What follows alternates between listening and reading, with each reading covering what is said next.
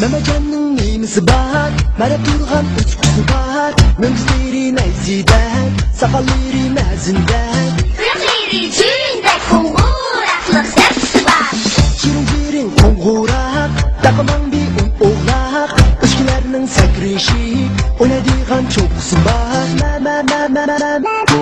Taküstüge çoksu var. Güz tak hey, birbirini üstü var.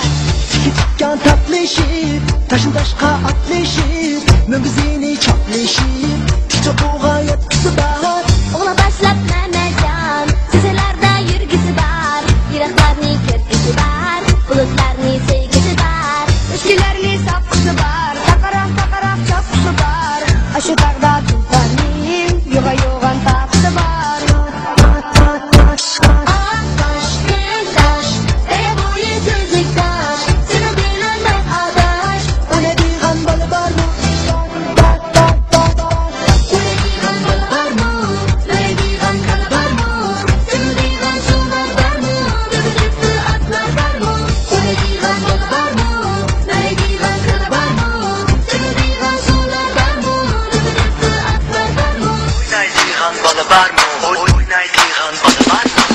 Edişayli öylerge, bana sıkıp yüzlerge, berip alsak kaşkarge, salıdığın sama var mı?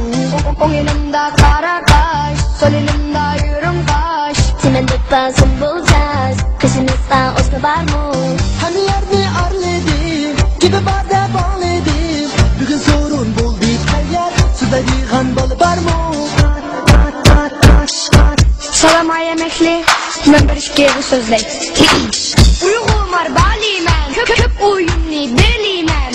Tavşırıklarım bek dola, kaçı diğen bana var mı? Kaçı diğen bana var mı? Bundan eğim sonka var mı? Bu derdimge dava var mı? Eytan bizde guna var mı? Hem yerde masina, hem yerde öy bina. Keşte kıyni yıldızlar, oynadığın tala var mı? Oynadığın tala var mı? Suda sözü şula var mı? Kipinekler koğlaşkan, gül içilgan dala var mı? Olsan çiçek eğikmen, sudan süssen belikmen. Kış vaktida uxlaşqa, patıdığın kamar var mı? Tepedığın hamam var mı? Yılladığın zaman var mı? Geradığın sayraydığın, gari cahan var mı? Oynadığın tala var mı?